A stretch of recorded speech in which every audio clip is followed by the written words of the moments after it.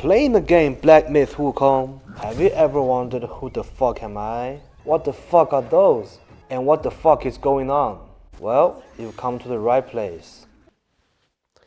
Hello everyone and welcome to my channel. I'm Jay the storyteller and I'm going to go through the story of the game Black Myth Wukong with you guys. Today we'll be focusing on the introduction and the key characters shown in the animation. I'll talk about who they are and what they did in the original Journey to the West. So hopefully it can help you guys understand the story a little bit better. But before we start, let me just briefly explain who is Sun Wukong and the story of the Journey to the West. After all, it is where all this stuff came from. So, without further ado, let's begin. Guys, please forgive the poor quality of the video clips, as most of them are from the Journey to the West TV series made by CCTV in 1986. Yeah, about 40 years ago. So this is as good as you could get. Despite the poor quality, it was truly a masterpiece and classic. The actors had extraordinary acting skills. So please just bear with me. And trust me, you will not be disappointed. Sun Wukong is a monkey born from a rock. A very special rock that had been absorbing the essences and energy of the universe for countless years. Yeah, we don't usually see rocks doing that. The rock contained tremendous power, which obviously became his power too. With such great power, the celestial court, the court that ruled everyone and everything, noticed his birth very quickly. The Jade Emperor was curious of what's going on down there. So he sent his best scouts to check it out. Then the scouts returned and saying it was a natural-born stone monkey. The emperor was like, a monkey. Whatever, dude. Being extremely powerful and clever, the stone monkey very soon earned the respect of the other monkeys. And he became the king of the monkeys on Mount Huaguo. And they lived happily in the mountain for centuries. Until one day he got sad because he knew that one day he will die and all this happy life will be gone. After discussing with his monkeys, he decided to sail out to find a master to learn the methods of immortality. But of course, as a wild monkey, it was very difficult for him to learn the human's ways, to dress and to eat properly. No offense, but I gotta be honest with you. This is what I feel like when I see other people try to use chopsticks for the first time. Sorry, but it's just too funny to watch. Anyway, after 7 years of searching, he finally found his first master, Master Bodhi, who gave him the name Sun Wukong. As a natural-born stone monkey, how was he supposed to have a name before coming here? Just look how happy he was. Now he has a master to teach him. And a name. The monkey dream just came true. After years of training and lessons, Master Bodhi finally taught him the methods of immortality, the 72 transformations, and his signature flying skill, the somersault cloud. The cloud could go about 54,000 kilometers with just a single somersault. Yup, pretty damn fast. One day he was just showing off his new spells to his fellow students. The monkey business. Literally. Master Bodhi saw that and criticized him. Wukong, I didn't teach you the spells so that you can show off to other people. And just kicked him out. Yeah, just like that. He even told Wukong, if you cause troubles in the future, just don't say that I'm your master. Clearly there was something more to it, and I'll elaborate in the future. Being said, Wukong farewelled his master. He returned to Mount Huaguo and reunited with his monkeys. Back home, he had some battles that he easily won, made new friends with other yaoguais. Then he felt the need of a suitable weapon for himself. The others suggested him to go to the East Sea Long Palace nearby to seek for a weapon. You know, they're rich. So he dived into the East Sea, politely asked the Long King for a weapon. Yeah, that's how we say please in Mount Huaguo. Then he got the treasure of the Long Palace, his signature staff, 如意金箍棒. Yeah, the staff that we got from chapter 6. As you could see from the game, 如意金箍棒 could change its size by the owner's will. It weighed about 6.2 tons, just the perfect weight for Sun Wukong, as he thought the other weapons were too light and weak. I mean, just look at him, waving 6 tons of metal in his hand, like it was nothing. Being a friendly neighbor, Wukong asked the Long King for a set of armor to match his new weapon. He was like, if you don't give me the armor, I'ma pull up with that, stick it, hit your motherfucking door, hey. What a gangster. The Long King had no choice, so he summoned his brothers. You know, the Long Kings of the North, South, and West Seas. After their discussion, they decided to give Wukong what he wanted and report this to the Celestial Court afterwards. And that, ladies and gentlemen, is how Sun Wukong got his weapon and armor. He showed the new weapon and the armor to his monkeys, which he passed on to us in the game, and had been just chilling in the mountain ever since. One day in his sleep, 2 messengers from the underworld appeared, and they took his soul. You know, as a standard procedure of the underworld when someone dies. Well, good luck, gentlemen. As you can imagine, Wukong was confused at first. You know, you just don't go to sleep and wake up in the underworld every day. A ghost god showed up and told him, "You are dead, Sun Wukong. That's why you're here." Wukong was furious. "I am immortal. How dare you take my soul into the underworld?" So he just rampaged in front of the Yama himself. And no one in the underworld could really match him. Knowing Wukong's strength, the Yama was like, "Good sir, please stop. It must be a mistake." Sun Wukong was like, "I don't believe you. Show me the book of life and death." So they showed him the books. After the searching, Wukong found his name written in the book, said he was to die at the age of 342. Well, ain't gonna happen. He grabbed the pen and crossed out his name along with all other monkeys written in the book. What a lifesaver! Literally. As you can guess, this part of the final animation is a tribute to the scene. Look at him, badass. And that's why the max level of the game is 342. You know, the age he was supposed to die. But as you can see, he denied his fate. But obviously, he was not gonna get away with it.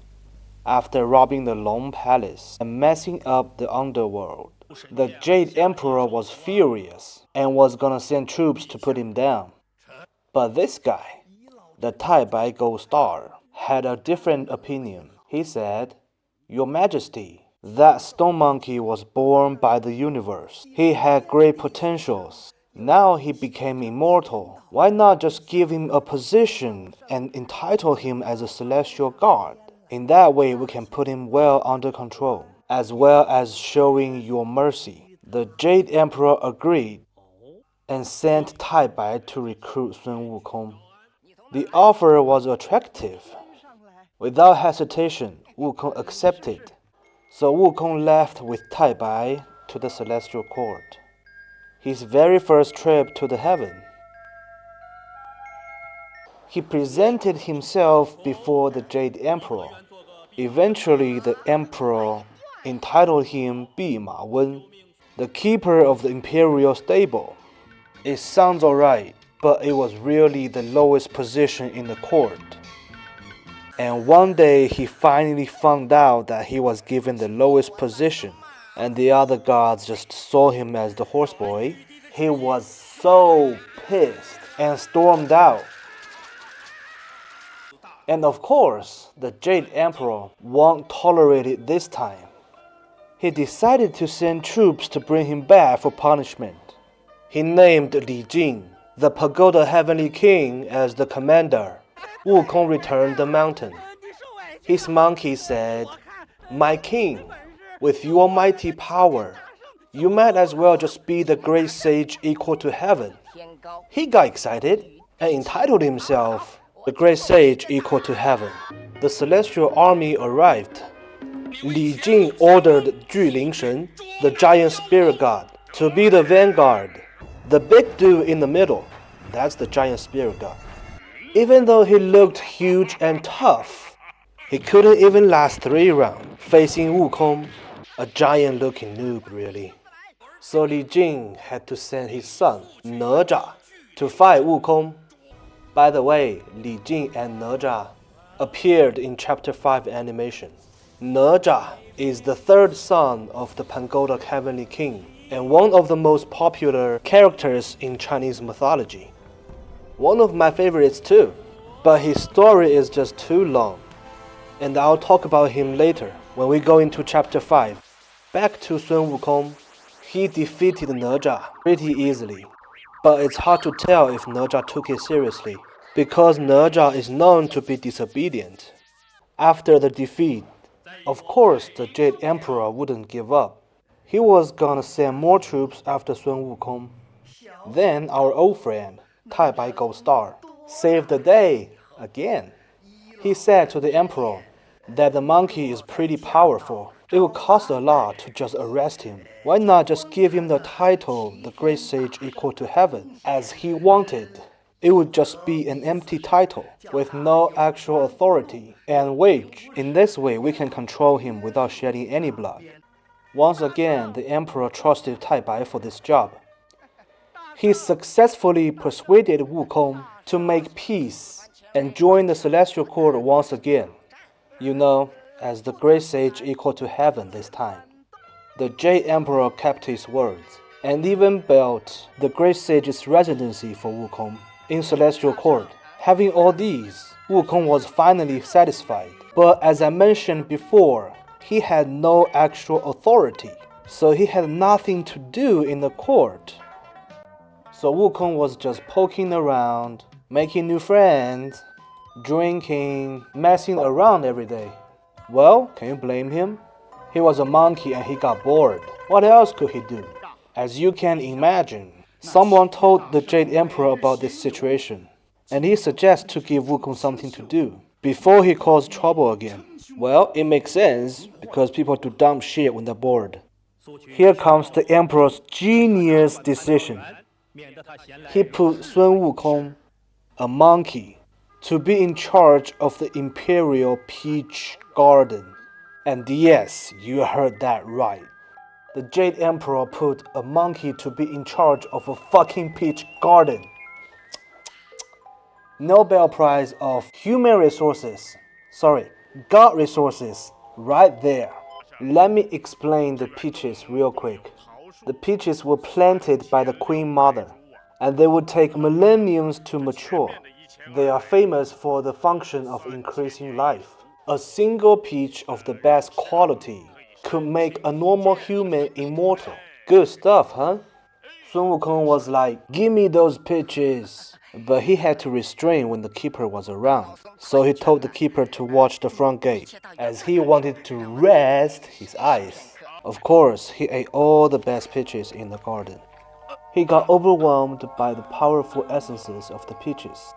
Yeah, he got drunk from the peaches and just passed out. Once again, he got himself in trouble. The Queen Mother of the Celestial Court was hosting her peach ceremony. She sent her 7 fairies to collect the peaches. Obviously, they could only find the smaller ones because Wukong ate all the big ones with the best quality. Wukong asked about the ceremony and who were invited. You know, big names, the Buddha, Bodhisattvas, and other important gods. Unfortunately, the great sage equal to heaven wasn't on the list. Wukong was pissed. He immobilized all the fairies. He sneaked in before the ceremony began, took everything from the tables, You know, the celestial wine and fruits, very valuable, as the gods take them at the ceremony. Being a family guy, he even packed the leftover fruits and was gonna bring them back to Mount Huaguo for his monkeys. Being drunk, he got lost and ended up at the doorstep of Douli Palace, the palace of the Supreme Lord Lao. The Supreme Lord Lao is one of the three Qing supreme gods in Taoism, most famous for his master skills of making medicine and pills. Yeah, this guy. So he's a cook, pharmacist, like our good bro, the Xu Dog, but the Pro Max version. Anyway, the other gods arrived and saw the mess. Lord Lao was like, "Oh shit, my pills." "Don't worry, sir, your pills are in good hands." Yeah, Wukong pretty much ate them all. The Jade Emperor ordered 100,000 soldiers to get him. Obviously, there was no talking out this one. So the siege began. You know, minions to minions and bosses to bosses. But clearly, the four heavenly kings couldn't match him. In the novel, they were defeated in one run. Noobs, really. So the emperor was like, "Who can go fight the monkey now?" "Well, your majesty, that was a very good question." Luckily, Bodhisattva Guanyin happened to visit the celestial court. She recommended someone to fight Sun Wukong. Yes, Erlang the sacred divinity, who is also one of the most popular characters in Chinese mythology. He is actually the nephew of the Jade Emperor. His mother is the emperor's little sister. But he really hates the celestial court and his uncle. Why? Because of his mother. As the princess of the celestial court, she sneaked down to the mortal realm without permission, fell in love with a human, and even bore his child. You know, Erlang. The Jade Emperor was furious about this, because the romance between gods and humans was strictly forbidden. As a just ruler, he had to punish his sister. He locked her up under the Tao Mountain. Notice the word under. Yeah, with a mountain on her back, for eternity. Brother of the year. Knowing what happened to his mom, Erlang grew up with absolute hatred of the court. He found a master to learn the methods of immortality, with the talent and the determination to save his mother. He soon became very powerful, even compared to other gods. When he was strong enough, he used his mountain-splitting axe to destroy the Tao Mountain and saved his mother. Eventually, the celestial court entitled him as Erlang the sacred divinity, along with many other titles. But obviously he was still angry at his uncle for the things done to his mother. Well, can you blame him? That was some fucked up shit to do to your family, man.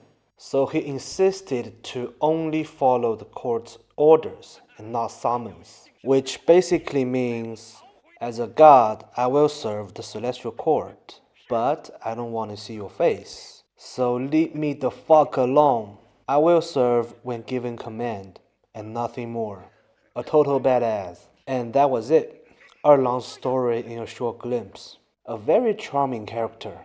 Strong, kind, proud. Most importantly, dude doesn't give a single fuck about the authority.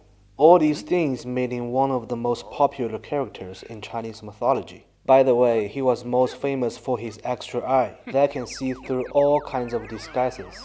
He was also the only one god that could match Wukong's power without using vessels, as the best fighter of the celestial court.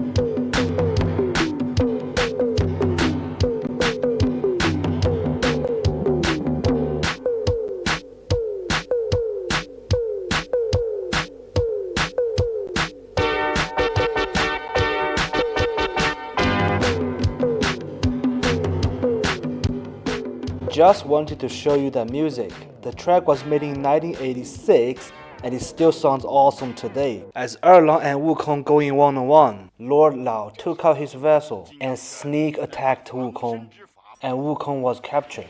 You sneaky son of a bitch. Then the genius Jade Emperor came up with another brilliant idea. He invited Bodhisattva Guanyin, known for her mercy, to watch the execution as they behead Sun Wukong. Guanyin was like, bye. Having taken the peaches and the pills, Wukong's body became so strong that the rock-solid spell that we use in the game was only his permanent passive. He could be captured, trapped, but he could never be truly harmed or killed. So if it was Sun Wukong himself in the game, it would be something like this. Yeah, he was just that OP. The only weakness he had was that he lacked powerful offensive spells, relying mostly on his Jingu Bang in terms of attack. So obviously the quartz blades, flames, and thunder couldn't harm him one bit, not to mention to even execute him. So, as a concerned citizen, the Supreme Lord Lao suggested to put Wukong in his furnace and melt him with his Samadhi fire. You know, the purest fire. After 49 days in the furnace, the only damage done to Wukong was eye sickness caused by the smoke, but also gave him the ability to see through all disguises. Doesn't seem like a bad thing to me. Then he broke out of the furnace and started fucking shit up. An eye for an eye.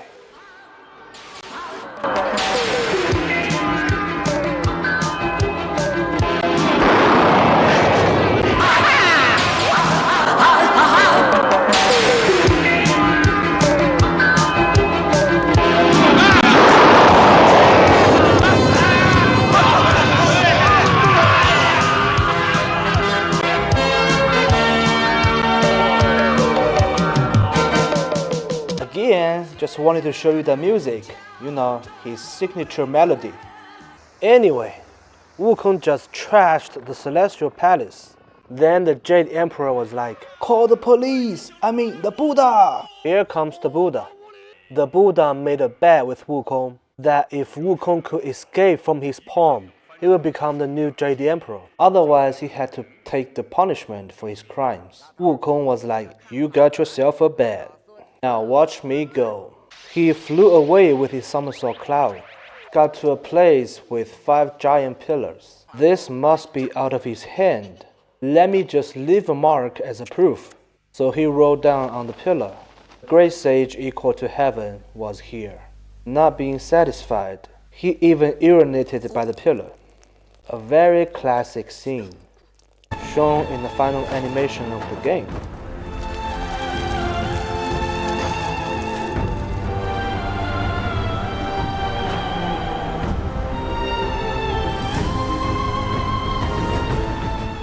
As you can imagine, he was still in the Buddha's hand. Wukong could see his mark and even smell the piss in Buddha's hand. Wukong was like, this is bullshit. You must have cheated. Let me go check again. The Buddha flipped his hand. It became a mountain with the shape of 5 fingers, trapped Wukong under. Of course, Wukong tried to escape, but the Buddha took out a scroll and put it up on the top of the mountain, which fully trapped Sun Wukong. A good day for the Jade Emperor, a bad day for the monkey. And Sun Wukong was trapped under the mountain for 500 years, until one day Bodhisattva Guanyin told him that a monk from the east going to the west to retrieve the scriptures will come and set him free. And Wukong needs to protect him for the whole journey as his atonement. You know, community service after the jail time. It's easy to guess who this monk is, right? Yes, the famous great Tang monk. He made a sacred oath to go to the west where the Buddha was, to retrieve the scriptures for his emperor, and would not return until finished. Respect to that determination, bro. Tang monk very soon encountered Sun Wukong. After Sun Wukong debriefed his past and his duty, Tang monk removed the Buddha's scroll on the mountaintop. broke Wukong free. With gratitude, Wukong knelt before Tang Monk and called him master, and they went on the journey to the west together. This was also shown in the final animation.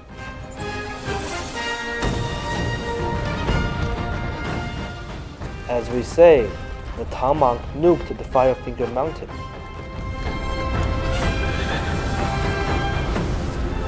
From this moment on, the journey began. After the long journey and countless battles with Yao Guais, the journey gang finally arrived at the Buddha's temple in Mount Lingshan, and the Buddha entitled all of them for their merits of completing the journey to the west.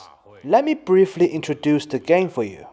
The master, Tang Sanzang, aka the Tang Monk, Sun Wukong, aka the great sage equal to heaven, and the victorious fighting Buddha, Zhu Wuneng, aka Zhu Bajie. By the way, Zhu means pig in Mandarin. Sha Wujing, aka the Sand Monk, the one who frequently got ignored. And that, ladies and gentlemen, was the story of the journey to the west in a glimpse. And now, let's focus on the game. Sun Wukong, the victorious fighting Buddha, standing on his Mount Huaguo, surrounded by the Celestial Court's army once again. It's yesterday once more. Let me briefly introduce the giant spirit god and the four heavenly kings. They are in charge of the security of the Celestial Court, so they are basically bouncers of the court. That's why Wukong beat them so easily. Wukong goes straight into battle with the losers, as if one round of ass-kicking wasn't enough for them. From his words, we can tell that the Celestial Court still didn't trust him after the journey, even though all Wukong ever wanted was to live in peace in his mountain. The court still wanted to control him and make him serve. Well, to be honest, I personally think that was understandable from the court's perspective, considering his outlaw past. But clearly the Celestial Court crossed the line by threatening Wukong with the lives of the monkeys, which he held dear as if his own children. And speaking of control, let's talk about this band on Wukong's head.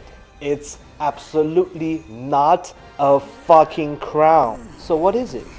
Bodhisattva Guanyin gave it to Tang Monk at the beginning of the journey as a tool to control Wukong and make him obedient. And it was called the tightening band. The band stuck on Wukong's head and he couldn't take it off. And upon triggering, it would cause the pain so strong that it could immobilize Wukong. At the end of the journey, Guanyin told Wukong that the headband was gone because of his Buddhahood. Well, obviously they lied, because the band was still on his fucking head. Seems like the Buddha didn't want to give up control over Wukong, because he was the one who gave Guanyin the band at the first place. The smell of conspiracy. Because the Celestial Court often represents Taoism, and the Buddha, of course, Buddhism. And now the two religions both want to control Wukong. Some dark shit must be going on. But let's just focus on the game for now. Ladies and gentlemen, meet Xiao Tian. The dog is more like a vessel than a pet. Then the one and only Erlang, the sacred divinity. He seemed to be the bad guy here in the intro. But as we progress and experience more story in the game, we will find out that he had been helping us for the whole time. In his early years, Erlang subdued 7 powerful Yaoguai kings on the Mei Mountain. The 7 Yaoguais were the white snake, the boar, the centipede, the dog, the buffalo, the goat, and the white ape. He became sworn brothers with the Yaoguai kings, and of course Erlang as the senior brother. By the way, Yaoguai is a term in Mandarin to describe animals or plants when they become sentient and powerful. Yaoguais often consume humans to gain power. That's why they are so scary and dangerous. The reason why I say Erlang helped us is because in each chapter, we meet a special character who will guide us to find the secret map of the chapter, where we can find the key vessel or item. They happen to match the animals of the Mei Mountain brothers, and they all mentioned this mysterious brother. So obviously, Erlang sent them to help us, as well as testing our strength, as we had to fight them. So it became quite clear. Wukong's plan was to kill himself, as it was the only way to truly break free from the tightening band. Obviously, Erlang knew about his plan and tried to talk him out of it, but Wukong just made up his mind. He had to kill himself. But of course, as his fighting nature, he won't go down without putting on a fight. So just enjoy the scene, guys.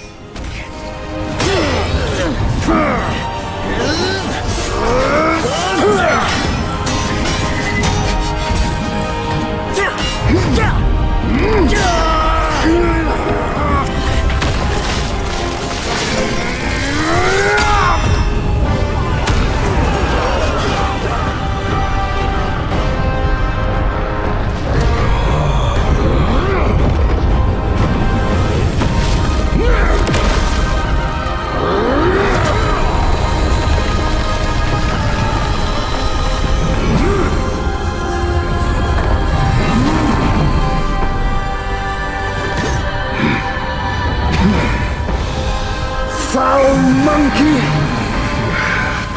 Taste my axe!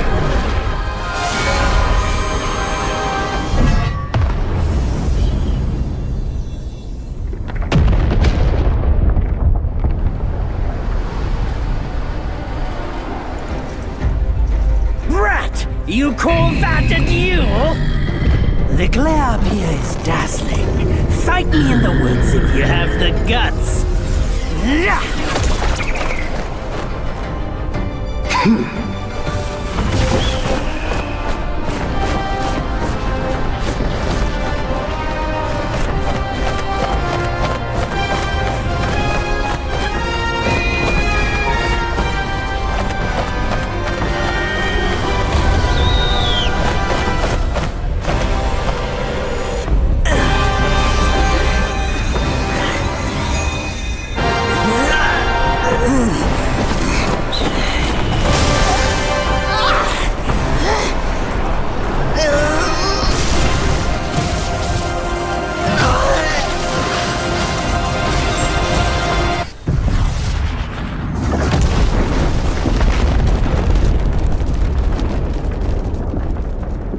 Eventually, his plan worked. He successfully killed himself. His body was broken, and his six senses, the eyes, the ears, the nose, the tongue, the body, and the mind, became the six relics for us, the destined ones, to find and inherit his powers and carry on his will. And that is how the game started.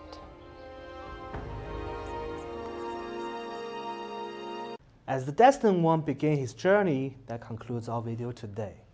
Sorry about the length of the video. I know it is a little bit too long, but it was very hard to summon the story of Sun Wukong and the journey to the West in a short amount of time. And there were still a lot more details uncovered, of course, and the journey itself. In the future, I'll make new episodes to go through the story of the complete journey to the West, along with personal stories about popular characters such as Erlang and Naja. So if you're interested, please subscribe and it will mean a lot to me. Until then, I'm Jay the Storyteller, and thank you for watching this video. 欲知后事如何，且听下回分解。